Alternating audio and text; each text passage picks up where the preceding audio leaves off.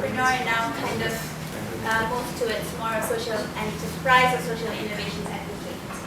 However, my full-time job is to seduce MNCs to come over to KL under the banner of the Prime Minister's office.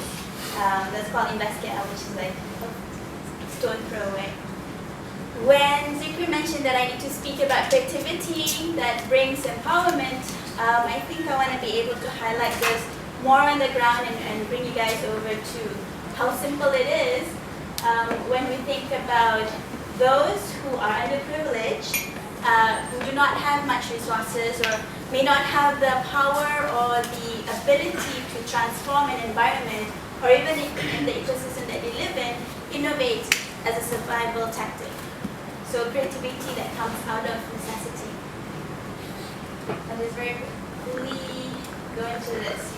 Now this was a little cafe in Goa, India, far beyond the reach of all the beautiful 4 beaches. What they've done to attract customers is they couldn't afford to buy paintings or even anyone that's been locally made. So what they did was they got one of their young ones to draw or sketch on the pillars around the cafe. That's not done with that, but if you can see on the desk, and this in Cambodia, on the desk, a coffee table of black and white, a black and yellow cafe that serves to provide employment to the underprivileged youth and unemployed youth in Cambodia.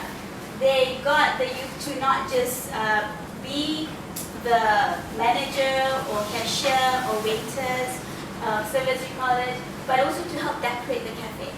So part of the task that they did was they took little pieces of materials that they found along the street, all the ways, and they made flowers like this. And put it on the little coffee table. So every little aspect, even the sofa is actually refurbished. The fabric is sewn and dyed by their own people, the youth. And creativity doesn't just stop at what you're making, but how you are yourself. This is a dear friend of mine, Zarif Afendi. He's the main reason why I found myself in Aceh a few days after tsunami. He was born without any limbs, hands, since birth. So how he's done his swim, he smokes, he drinks like a fish. He can outdrink curry.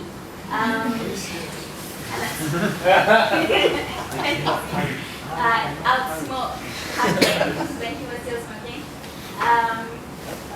And still scout for dead bodies in Aceh. Now the reason why he was a scout is, yes, he acknowledged that he's not capable of doing anything else or to carry all the bodies out for recognition and also to sanitize the land. He became a scout and he even climbed over over structures to look for bodies that may have landed on roofs. So how does he do this? He creatively used whatever resources he's got around him as a person, climb over or swim over or under to get to those bodies and raid flaggers to get them over to the military police. This is me, but beyond me is a I always forget what this is called. It's a power plant. Thank you. Yes. That was brought over by tsunami in the middle of a small little town just outside the capital center in Aceh.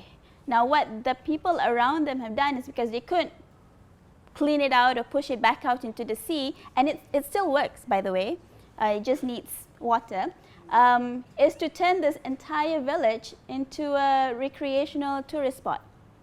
So part of the big, this ship then becomes the main attraction, and they ask for a donation or contribution from people who come over and look at, and they tell their stories. It actually sits on 3 houses, of which other people tried to climb on top but was not successful in evading the waves, but the people who climbed on top of this survived. So all these stories then turned into a revenue generating platform, literally, for the village around it. Now, even if you are as a person, you creatively find or make use of solutions, if you're limited, I want to also be able to highlight how these kids creatively use themselves, this is quote unquote their words, to beg for money or food or anything else for their mom, who is a prostitute in Goa.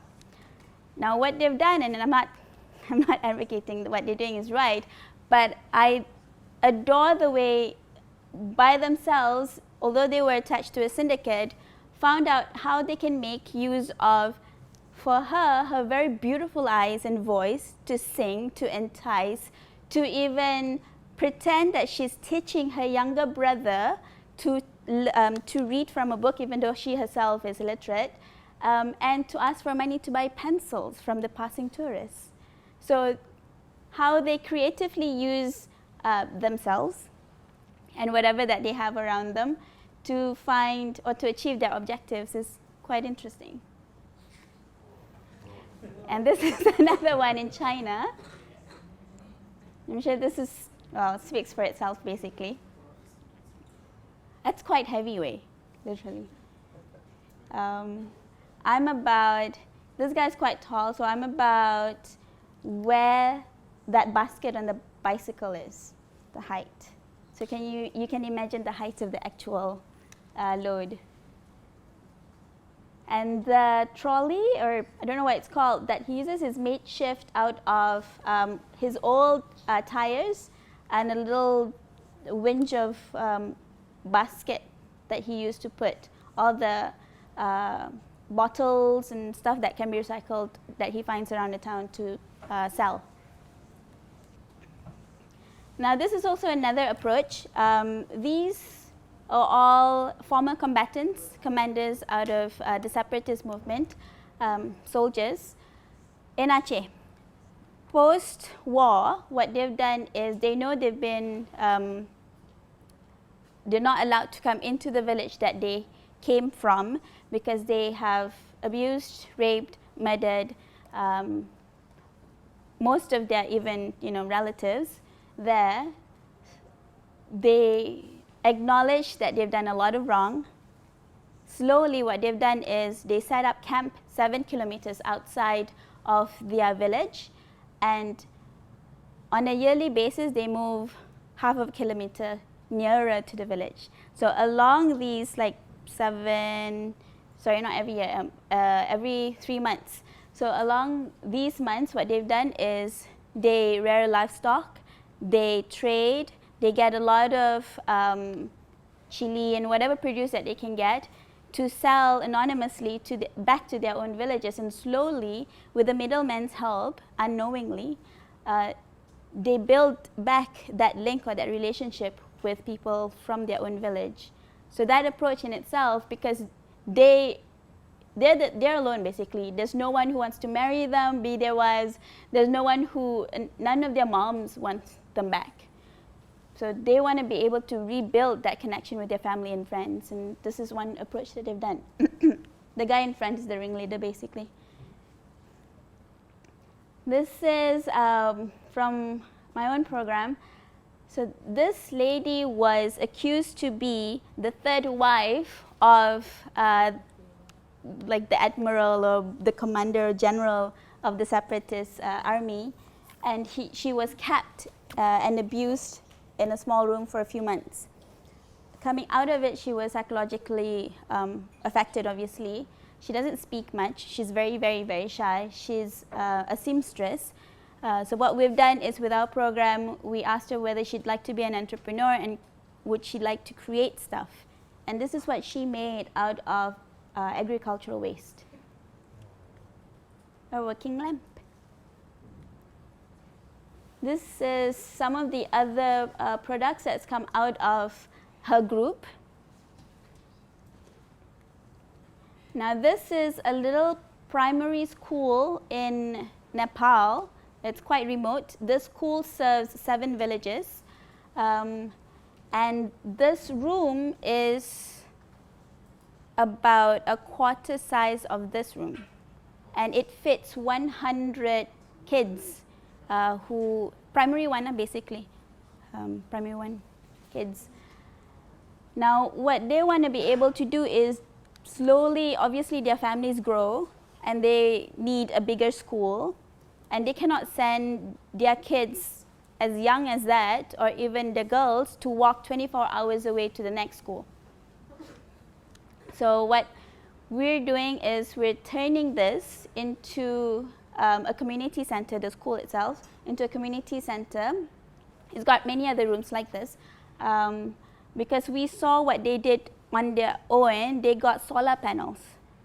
They did some fundraising, they got solar panels, and this is a school where you have to cross 3 rivers or a few hills to get to, basically. And this is about 8 hours drive away from Kathmandu.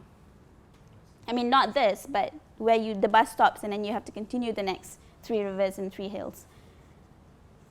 So what we're doing is we're getting the mothers to design jewelry in order to, and these are all their own designs, and these are semi-precious stones that they polish themselves, they find themselves, they source for themselves, and they create. So we give them ideas or examples about what, say, the European market is looking for, and this is what they've done in the last, well, the last time I spoke to them was 3 months ago, the last 6 months.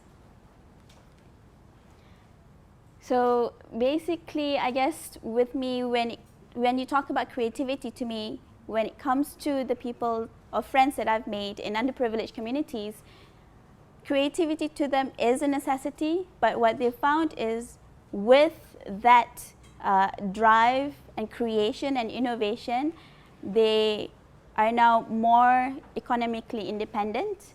They have friends from outside that they thought the world had forgotten about them. They create now their own link to the outside world. They learned about being able to, I mean, sending emails was known to them, but they all just had mobile phones to SMS to someone, to send email to someone else who's maybe in Europe or UK to buy products for them. So through this limitation, that empowerment, I think, transforms into, for an individual, it's an expression of self. For a group, it means better fulfillment or better mankind. So I hope that experience shares with you. Thank you.